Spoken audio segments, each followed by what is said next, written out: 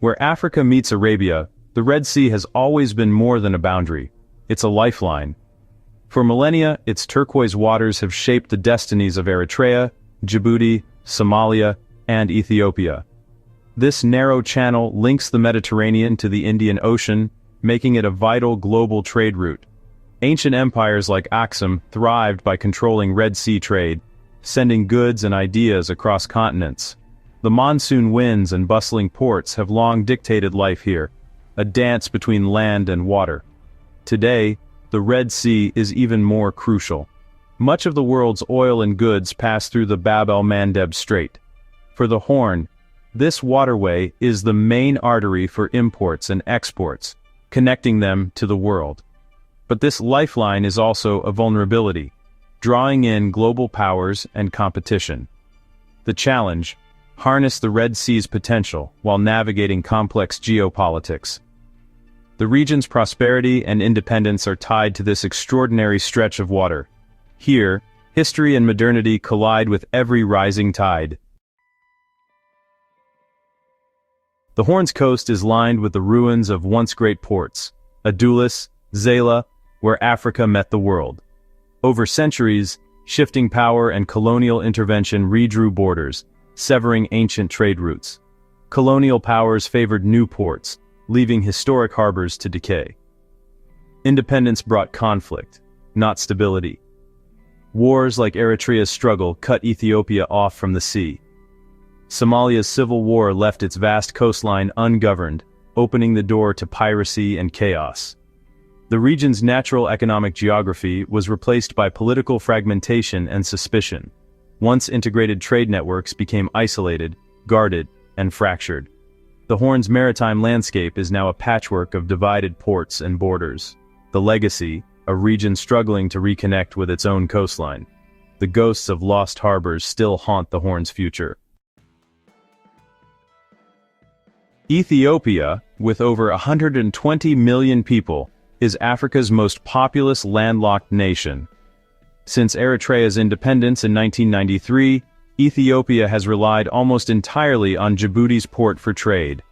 Over 95% of its imports and exports move through a single corridor, an economic lifeline and a strategic risk. This dependency costs Ethiopia dearly and leaves it vulnerable to political shifts. Ethiopia's leaders dream of multiple reliable routes to the sea, driving diplomacy and infrastructure projects. The struggle for access is about more than economics. It's about pride, security, and sovereignty.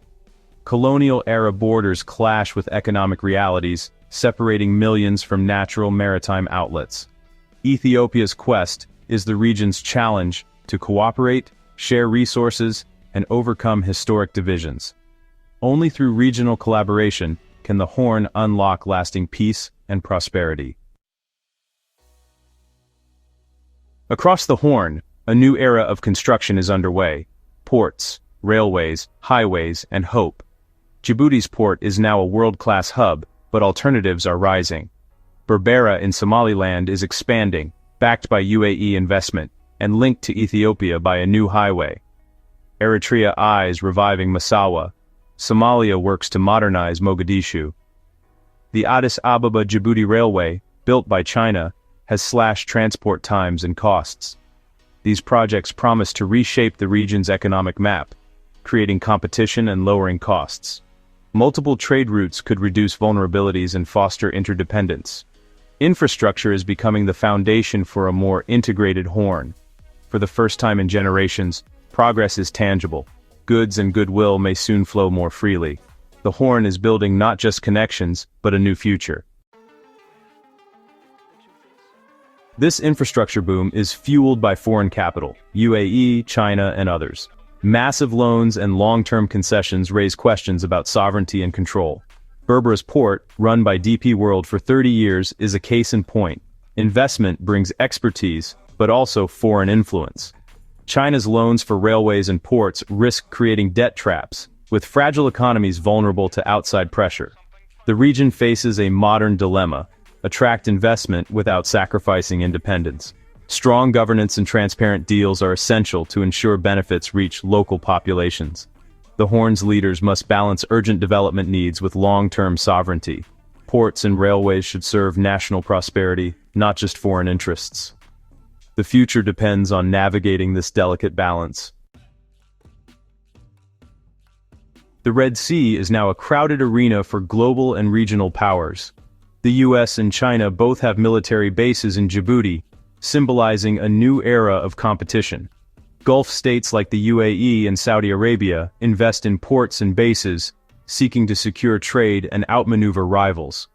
Turkey, Qatar, and Iran are also vying for influence, turning the Horn into a geopolitical chessboard. Foreign investment brings development, but also imports rivalries and risks. Local conflicts can escalate, entangled with global power struggles. The Horn's nations must tread carefully, seeking benefits without becoming pawns. Their independence is being tested as never before.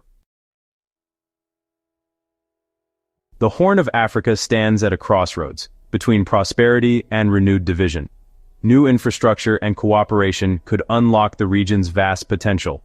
But old rivalries, border disputes, and foreign ambitions threaten to undermine progress.